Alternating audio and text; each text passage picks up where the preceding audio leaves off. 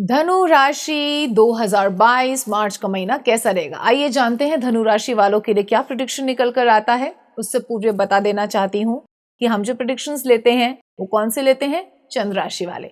जो आपके हॉरोस्कोप के हिसाब से आपकी राशि निकल कर आती है उसके हिसाब से प्रेडिक्शन लेते हैं, इसलिए सन साइन से कंफ्यूज नहीं कीजिएगा कृपया।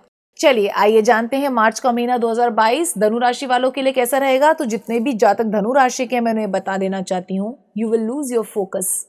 आप जिस भी क्षेत्र में काम कर रहे हैं, जिस भी तरीके का काम कर रहे हैं, उसमें आपका फोकस लूज होगा, specifically because of someone around you. आपके आसपास कोई ऐसा व्यक्ति है जिसके संग से, संगति का असर पड़ता है ना, आपका फोकस लूज आउट हो रहा है। वो आपको इधर उधर की बातें बता रहा है या बता रही है और आपका फोकस इधर उधर हो रहा है, और इसका जो फायदा है ना वो वही व्यक्ति उठाएगा। अभी किस तरीके से होने वाली है चीज, ये आप खुद देखिए आपकी सिचुएशन कैसी है धनु राशि वाले।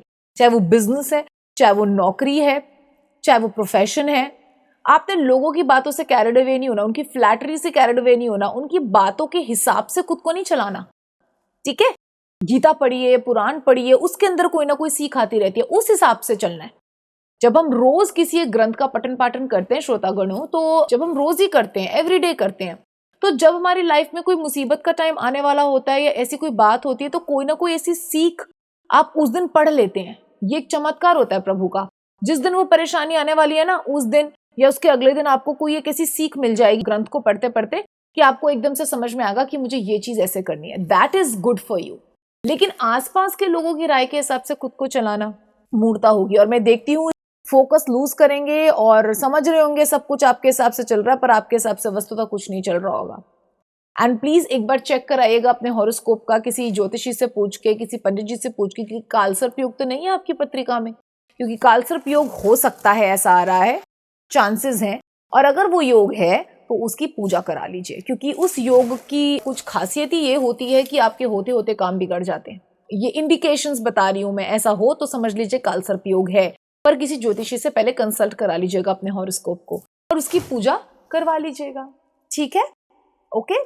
बाकी मैं ये कहना चाहती हूँ कि एक उपाय दे देती हूँ साथ ही साथ में कि आपने शनिवार को सरसों के तेल का दिया शनिदेव के मंदिर में चढ़ाना है। ओके, और शिव जी की थोड़ी आराधना बढ़ा देनी है। और शिव जी की आराधना करते करते उनके गले में जो नाग बैठे हैं उनको भी बोलना है कि हम शिव जी की आराधना कर रहे हैं, शिव जी आपके भी आराध्य देव हैं, आप भी हम पर प्रसन्न हो। यदि हम पर कोई कालसर्प योग है तो आप शांत हो, है ना। और कालसर्प की पूजा अलग से करानी है। ओके, पहले पता करवा लीजिएगा ज्योतिषी से। अब हम आ जाते हैं रोगों की तरफ। तो रोग तो ऐसा कोई नजर नहीं आ रहा, फोकस की कमी नजर आ रही है। तो आपके ना व्यापार पे इसका असर पड़ सकता है। ऐसी अगर मैं रिश्तों में देखूं, आप कार्य के क्षेत्र में थोड़े से ज्यादा हो गए हैं और अपने पार्टनर पे ज्यादा ध्यान नहीं दे रहे, ऐसा हो रहा है। कहने का मतलब सिर्फ इतना है कि एक बैलेंस क्रिएट करना है आपने, रिलेशनशिप में भी और कार्य क्षेत्र में भी। एक कोई पूरा फोकस में रख के दूसरे को इग्नोर नहीं करना। ठीक है, अब हम आ जाते हैं लकी कलर, लकी नंबर पे। तो लकी कलर आपके लिए निकल कर आ रहा है yellow and white, and lucky number आपके लिए निकल कर आ रहा है 1 और 9। तो इन सभी बातों का प्रयोग कीजिए और इस महीने को फोकस रह के प्रभु की आराधना बढ़ा के, एंड आराधना जब भी करें तो प्योर वेजिटेरियन होना है, अल्कोहल छोड़ना है। ओके, ये करते हुए उनके चरणों में समर्पण दिखाते हुए, उनसे ही शिक्षा लेते हुए, अपने जीवन के निर्णय लेते हुए अपने इस महीने को सुखद व्यतीत कर लीजिए। धन्यवाद।